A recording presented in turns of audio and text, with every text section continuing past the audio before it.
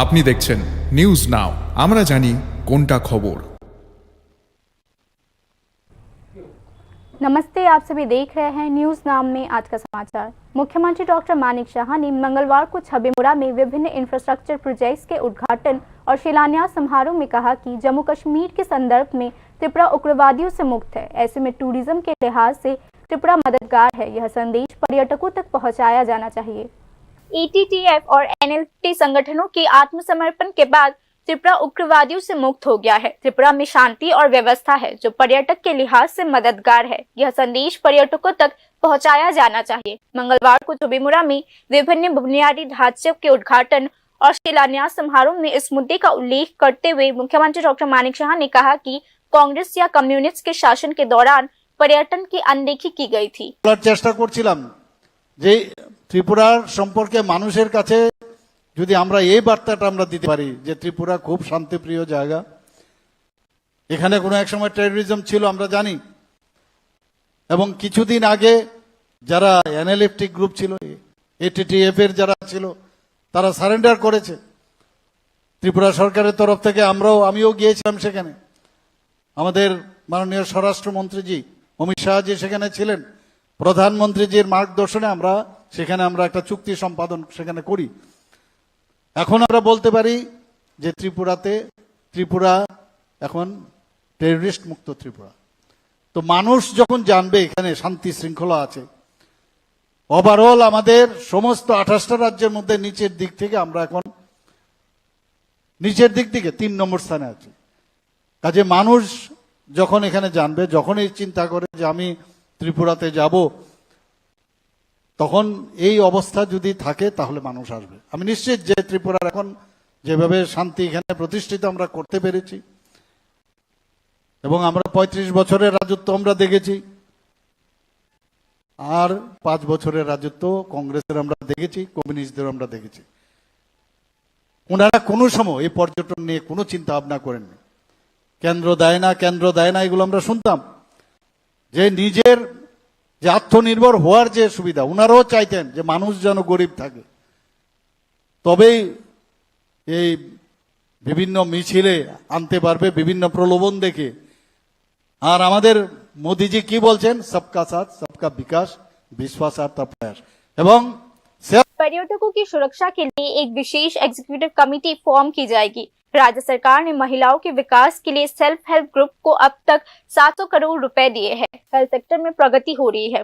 विपक्ष आलोचनाएं कर रहा है। मुख्यमंत्री डॉक्टर मानिक शाह ने आज कहा कि एक निश्चित मुद्दे के लिए डॉक्टर्स को दोषी ठहराया जा रहा है, जिससे उनका उत्साह कम होता जा रहा है। আমরা ভাবনা চিন্তায় আছে যে বাইরের থেকে বা বিদেশ থেকে যখন মানুষ আসবে এখানে, মানে ট্যুরিজম পুলিশ সেটা আমরা দিতে পারি কিনা, আমরা সেই জিনিসটা আমাদের মাথার মধ্যে আছে। এবং আমাদের কিছুদিনের মধ্যেই আমাদের যে স্পেশাল এক্সিকিউটিভ আমরা তৈরি করছি, সেই স্পেশাল এক্সিকিউটিভকে সেইভাবে ইউজ করা যায় না তার চিন্তা ভাবনা আমাদের আছে। মানুষ নিরাপত্তা চায়, শান্তিতে থাকতে চায়, কোথাও আসলে যেন he should not or they should not be disturb. এবং যেভাবে অমরপুরে, আমি তো বলবো আমাদের মাননীয় MLA সাহেব রঞ্জিত বাবু তো খুব খুশি যে এখানে এত উন্নয়ন হচ্ছে, এবং আগামী দিন এগুলো নিয়েই আমাদের কাজের মাধ্যমে মানুষের কাছে যাবে। আমাদের আজকে যে মা বোনেরা আছেন আমাদের এখানে SHG গ্রুপের যদি কথা বলি, আমরা SHG গ্রুপের মাত্র 4000 গ্রুপ ছিল আগে, আর এখন আমাদের প্রায় 56,000 গ্রুপ হয়েছে। এখানে আমরা 700 কোটি টাকার উপরে আমরা ফান্ড দিচ্ছি ওনাদের ডেভেলপমেন্টের জন্য। আমাদের লাখপতি দিদি প্রায় 1 লাখের মধ্যে চুইচুই করছে এখন। তো সব দিকে আমাদের মানুষ, মহিলারা যখন ডেভেলপমেন্ট হবে, বিভিন্নভাবে আমরা চেষ্টা করছি মানুষ যেন খুশিতে থাকে। এবং তারপরেও অনেকে এখানে আজকে স্বাস্থ্য ব্যবস্থার কথা যদি আমরা বলি, এত ভালো ব্যবস্থা আমরা এখন সমস্ত জায়গার মধ্যে, ডিস্ট্রিক্টগুলো থেকে শুরু করে, ট্রমা সেন্টার থেকে শুরু করে, আমাদের যে আগরতলা গভর্নমেন্ট মেডিকেল কলেজ, সেখানে সমস্ত ইনফ্রাস্ট্রাকচার এত ভালো সুন্দরভাবে আমরা ডেভেলপ করছি। আজকেও এখানে আমরা অনেকগুলো ডেভেলপমেন্ট স্বাস্থ্যক্ষেত্রে আমরা এখানে করব, বিভিন্ন ক্ষেত্রে আমরা করব কিছুক্ষণ বাদেই।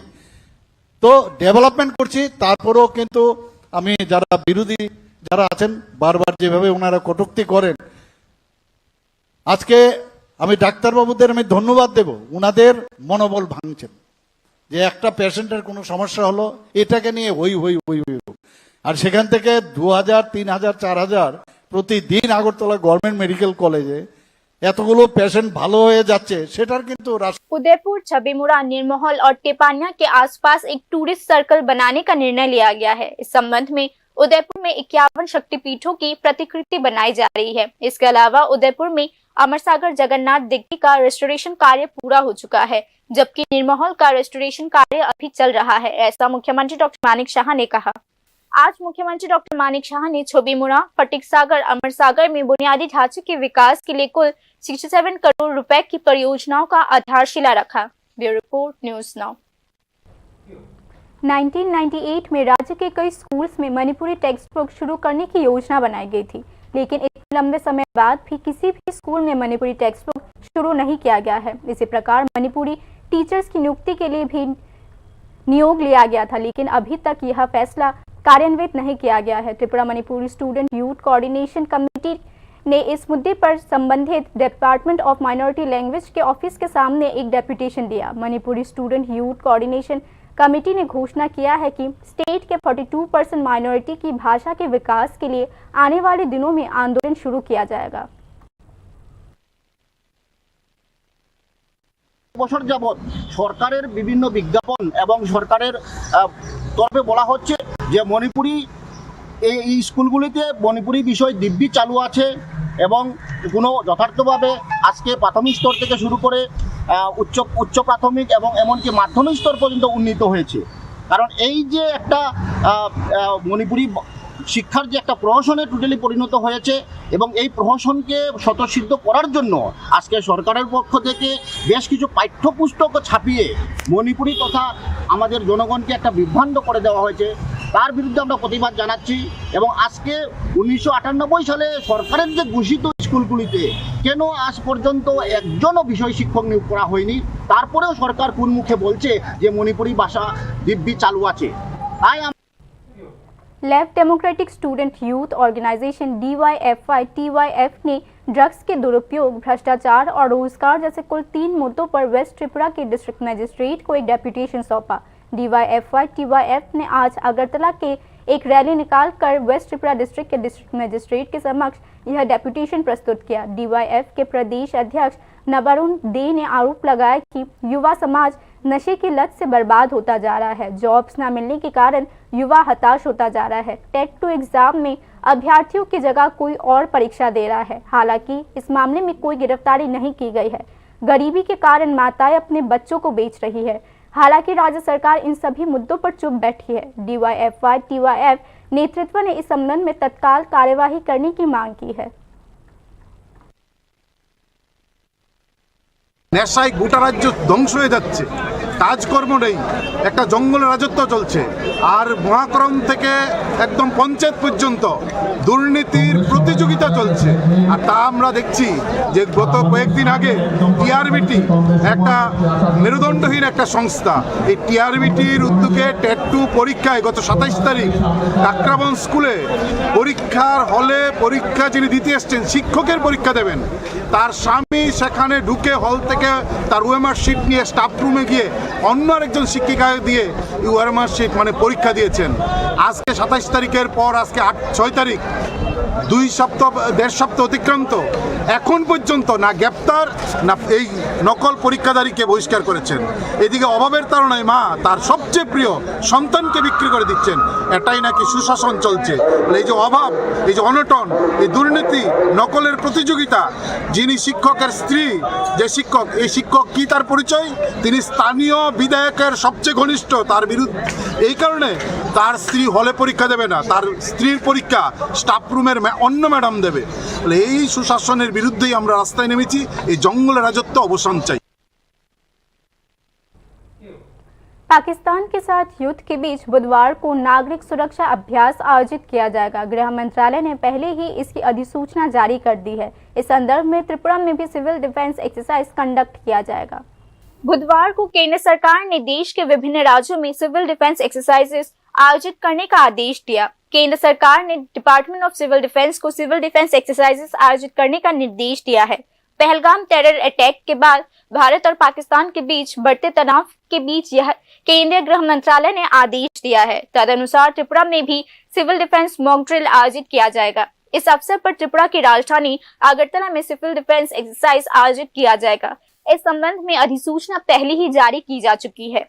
इस मॉक ड्रिल में एयर स्ट्राइक्स की वार्निंग साइरेंस, सिटीजन्स और स्टूडेंट्स को सिविल सेफ्टी प्रोटोकॉल का प्रशिक्षण, दुर्घटना की स्थिति में ब्लैकआउट मेजर्स का कार्यान्वयन, इंपॉर्टेंट इंस्टॉलेशंस को समय से पहले छुपाना तथा किसी हॉस्टाइल अटैक की स्थिति में नागरिकों को निकालने की योजना का रिहर्सल करना शामिल है।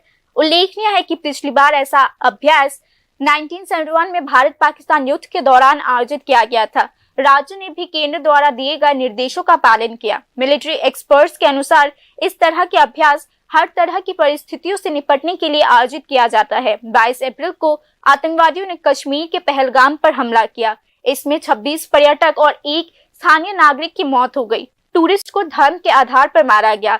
घटना की जांच के दौरान इंडियन इंटेलिजेंस ऑफिसर्स को इस अटैक में पाकिस्तान के शामिल होने का सबूत मिला। तब से दोनों देशों के बीच तनाव बढ़ता जा रहा है। देश भर में मांग उठाई जा रही है कि पाकिस्तान के खिलाफ सर्जिकल स्ट्राइक या एयर स्ट्राइक जैसे कदम उठाए जाए। भारत पहले ही पाकिस्तान के खिलाफ कई कदम उठा चुके हैं, जिनमें से एक इंडस रिवर एग्रीमेंट को स्थगित करना है।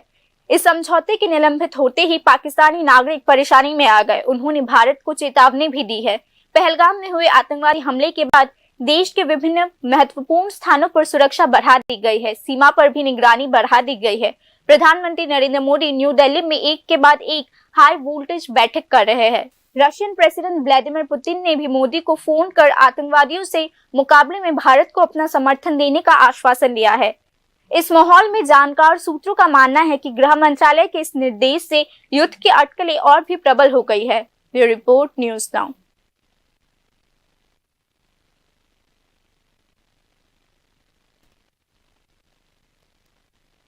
त्रिपुरा भाजपा ने वाम मोर्चा पर निशाना साधते हुए कहा कि वाम शासन के दौरान हुए नौकरी घोटाले सभी को याद है और वही विपक्ष अब नौकरियों के बारे में बात कर रहा है। साथ ही बीजेपी ने कहा कि कांग्रेस हमेशा से अंबेडकर के खिलाफ रही है। बीजेपी का आरोप है कि वर्तमान में अंबेडकर के बारे में अफवाहों के जरिए जनता को गुमराह करने की कोशिश की जा रही है। भाजपा ने तंज कसते विपक्ष से अपने पापों को धोने के लिए कुंभ में स्नान करने को कहा।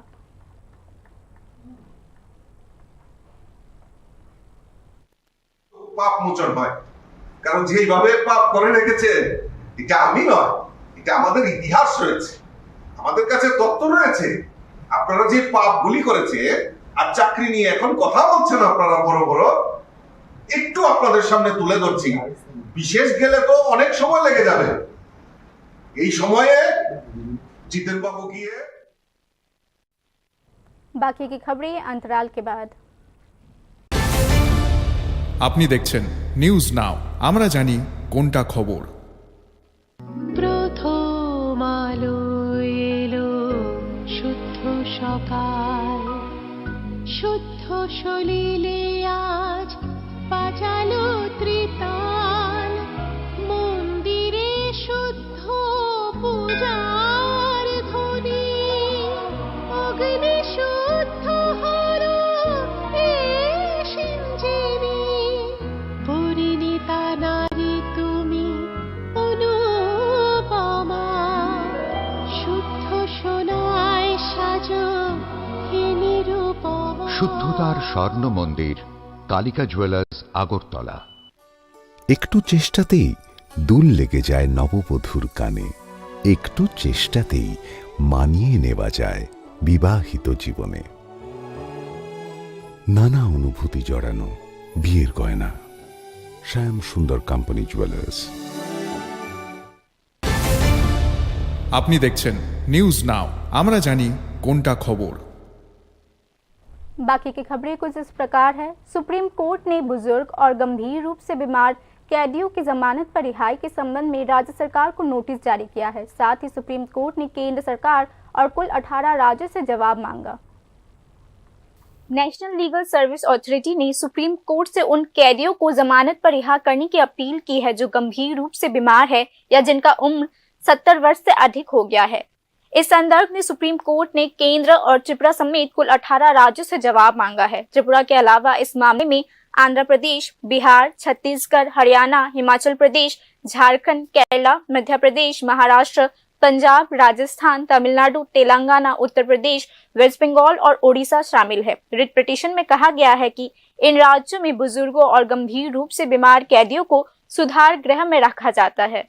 नेशनल लीगल सर्विस अथॉरिटी ने सर्वोच्च न्यायालय को सूचित किया है कि जमानत से इनकार के खिलाफ सर्वोच्च न्यायालय का दरवाजा खटखटाने वाले इन कैदियों को विशेष देखभाल की आवश्यकता है, लेकिन जेल में अत्यधिक भीड़ के कारण जेल अधिकारियों के लिए यह प्रदान करना लगभग असंभव हो जाता है। नासा के बयान पर संज्ञान लेते हुए जस्टिस विक्रम नाथ और जस्टिस संदीप मेहता की पीठ ने केंद्र और राज्यों को नोटिस जारी किया है। नासा भारत में लीगल सर्विस अथॉरिटी एक्ट 1987 के तहत स्थापित एक स्टैट्यूटरी बॉडी है। यह संगठन समाज के कमजोर वर्गों को मुफ्त और उचित कानूनी सेवाएं प्रदान करता है। नासा ने रिट पिटीशन सर्वोच्च न्यायालय में अपील की है कि 70 वर्ष से अधिक आयु के तथा गंभीर बीमारियों से पीड़ित कैदियों की रिहाई के लिए आदेश जारी करे। याचिका में कुछ हालिया मामलों का हवाला दिया गया है, जिसमें कर्नाटका में 93 वर्षीय महिला को कारावास की सजा दिए जाने का मामला भी शामिल है, जिसकी दुर्दशा के कारण डिस्ट्रिक्ट लीगल सर्विस अथॉरिटी को इसमें हस्तक्षेप करना पड़ा। इसी प्रकार उच्च न्यायालय की लीगल सर्विस कमेटी ने कोलकाता में गंभीर रूप से बीमार एक विचाराधीन कैदी की जमानत की पुष्टि की। नासा ने 10 दिसंबर 2024 से 10 मार्च 2025 तक बुजुर्ग और गंभीर रूप से बीमार कैदियों के लिए विशेष अभियान शुरू किया है, जिसमें जेल का दौरा करना, पात्र कैदियों की पहचान करना और उनकी संभावित रिहाई के लिए प्रयासों का समन्वयन करने के लिए समर्पित राष्ट्रीय, राज्य और जिला इकाइयों का गठन करना शामिल है। नासा प्रोजेक्ट में 456 कैदियों की पहचान की गई है, जिसमें दोषी और विचाराधीन दोनों कैदी शामिल है। नालसा ने उच्च न्यायालय द्वारा दोषी ठहराए गए उन कैदियों की ओर से सर्वोच्च न्यायालय में यह रिट पिटीशन दायर किया है, जिन्होंने सर्वोच्च न्यायालय में अपील नहीं की बल्कि कानूनी सहायता मांगी। Bureau report, news now. बाग में काम करने वाले 100 से अधिक श्रमिकों ने शिकायत की है कि दुर्गाबाड़ी चाय बागान अब श्रमिकों के लिए नहीं बोलता और ना ही उनके बारे में सोचता है। लंबे समय से वेतन न मिलने से कर्मचारी गुस्से से भरे हुए हैं। मंगलवार को इस बात को लेकर श्रमिकों का गुस्सा फूट पड़ा। श्रमिकों का दावा है कि बाग का प्रबंधन बाहरी लोगों द्वारा किया जा रहा है, जो इसके इतिहास में एक अभूतपूर्व बात है। चाय बागान श्रमिकों का आरोप है कि यह संकट वर्तमान प्रबंधन की अक्षमता और लापरवाही के कारण उत्पन्न हुई है।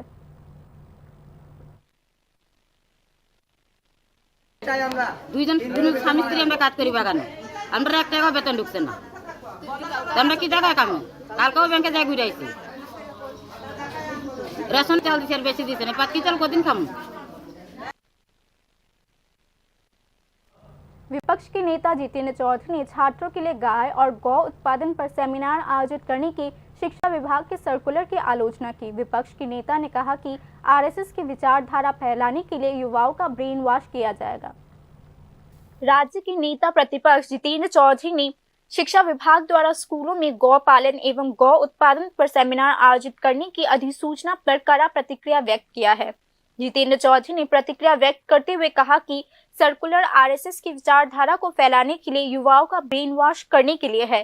विपक्षी नेता ने यह भी सवाल उठाया कि सरकार ऐसे आवेदन करने वाले किसी भी एनजीओ को कैसे मंजूरी देती है। যারা এখন আমাদের দেশে বকলমে পেছন দরজা দিয়ে বিজেপির সরকার প্রতিষ্ঠিত হওয়ার পর দেশের শিক্ষা, সংস্কৃতি এবং মানব উন্নয়নের একেবারে শিশু থেকে পরিণত কাল অবধি মগজ দোলের জন্য যে সংস্থাটা নিয়োজিত রাষ্ট্রীয় স্বয়ংসেবক সংঘ, তাদেরই কোনো একটা শাখা বা প্রশাখা হবে, এটা একেবারে নির্দ্বিধায় সেখানে বলা যেতে পারে। তো এরকম কোনো এনজিও তারা সরকারি কোনো প্রতিষ্ঠানের কাছে এরকম আবেদন করলেই কি তাদের কিভাবে ওয়ার্কশপ সেমিনার করার জন্য নির্দেশিকা দেওয়া যায়? এবং তাও কাদেরকে নিয়ে ওয়ার্কশপ সেমিনার? কোমলমতি আমাদের শিশু কিশোরদেরকে নিয়ে, অর্থাৎ শৈশব থেকে আরএসএস এর ভাবনায় তাদের মগজ ধুলাই করো।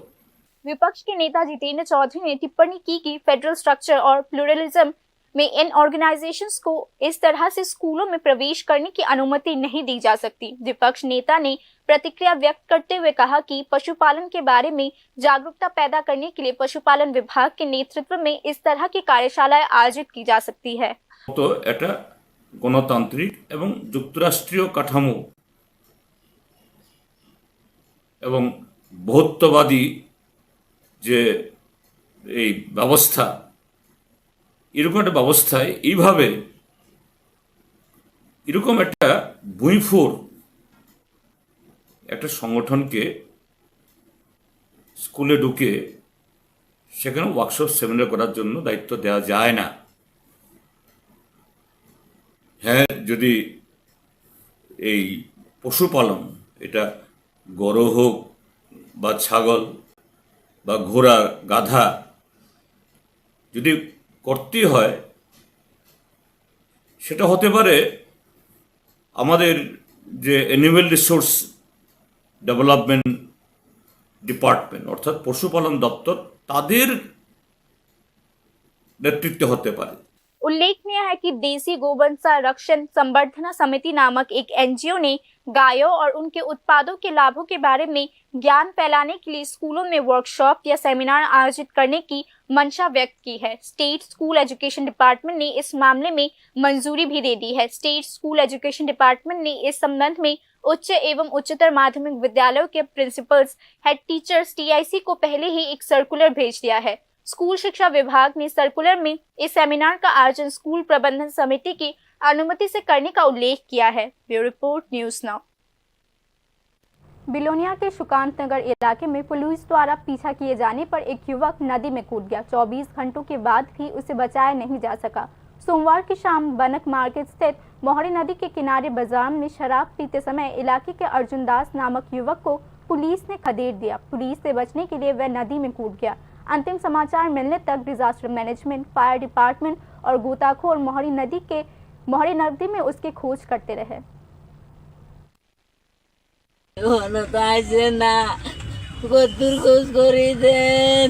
আমরা থানা যান গদুর আমার তো কিছু না তারা না গো। बाकी की न्यूज अपडेट्स के लिए देखते रहिए न्यूज़ नाउ। शुभ रात्रि।